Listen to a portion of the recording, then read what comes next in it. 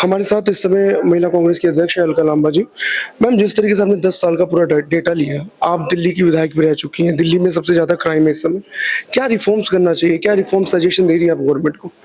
देखिए, भारत की राजधानी है दिल्ली और विश्व भर में राजधानी दिल्ली में बड़े से बड़े लोग आते हैं, बड़ी से बड़ी कॉन्फ्रेंस होती है और वो राजधानी दिल्ली में महिलाएं सुरक्षित नहीं है।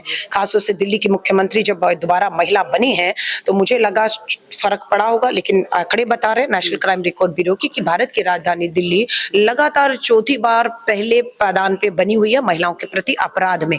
जब से दिल्ली की मुख्यमंत्री रेखा आई है, जिनकी 4 इंजन की सरकार है, 1000 से अधिक बच्चियों के साथ बलात्कार हुए हैं, है ना। अब आप कह रहे सुझाव क्या देंगे? मैं कहूंगी रेखा गुप्ता, अगर आपकी जगह मैं होती तो बिल्कुल पर्सनली इस एक एक मामले को देखती, फास्ट ट्रैक में चलवाती और नाबालिग बच्चियों के दोषियों को दिल्ली के अंदर 1000 बच्चियों के साथ अगर गलत हुआ है महिलाओं के साथ तो 1000 मतलब अपराधी हैं और आप एक अपराधी को भी आप फांसी नहीं दिला पाई। मैं होती तो बिल्कुल होता ये और डर खौफ पैदा होता और भारत की राजधानी दिल्ली पूरी तरह से सुरक्षित हो पाती। आज दुख और दुर्भाग्य की बात है कि आज भी भारत की राजधानी दिल्ली पूरी तरह से क्राइम कैपिटल बनी हुई है। इनके पास कोई भी नियत ही नहीं है। सबसे बड़ी बात नियत नहीं है। नियत का इसलिए नहीं है जिनके खुद ब्रजभूषण शरण हो, हंसराज हो, इनके विधायक नाबालिग बच्चों के बलात्कार में शामिल हो और ये पूरी अंकिता भंडारी का मामला, चंपावत का मामला नाबालिग, तो जब इनकी सरकारें बचा रही अपराधियों को तो उम्मीद क्या कर सकते? इनसे कोई उम्मीद करना बेईमानी होगी। देश में भी फास्ट ट्रैक कोर्ट्स हैं और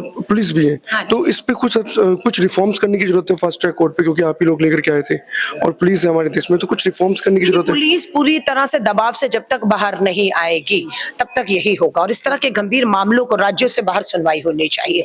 केंद्र के जो हमारे सिटिंग जजेस हैं, जब तक वो पूरी तरह गंभीर मामलों की खुद सुनवाई करके तुरंत फास्ट ट्रैक में फैसले नहीं देंगे, कहीं देश में कोई न्याय नहीं होने वाला है। ये 42,85,000 महिला और बच्चियां हैं 10 साल में। 42 लाख अगर 85,000 महिला और बच्चियां हैं तो यानी कि 42 लाख अपराधी होंगे। उन 42 लाख अपराधियों को पिछले 10 साल में एक फांसी, एक सजा, उल्टा पैरोल और बेल पे छोड़ते हो, कहाँ डर पैदा होगा? ये सबसे बड़ी बात है कि भाजपा की सरकार महिलाओं की, बच्चियों की सुरक्षा को लेकर बिल्कुल भी गंभीर नहीं है। उन्होंने बिल्कुल भगवान भरोसे सब किया। उत्तर प्रदेश है, उत्तर प्रदेश में मैम एक फैक्टर होता है कि पॉपुलेशन ज्यादा है, बड़ा राज्य है, पॉपुलेशन भी, एजुकेशन भी, क्या ये फैक्टर्स आपको दिखते हैं कि ये क्राइम रेट्स बढ़ाने में ये भी फैक्टर्स है?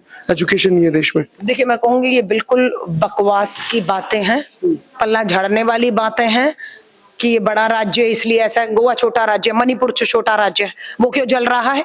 मणिपुर में आदिवासी बच्ची महिला को थाने के बाहर घसीट कर लाकर नग्न करके सामूहिक बलात्कार हुआ, उसकी आबादी क्या है? तो ये आबादी के पीछे छुपने की कोशिश मत करें।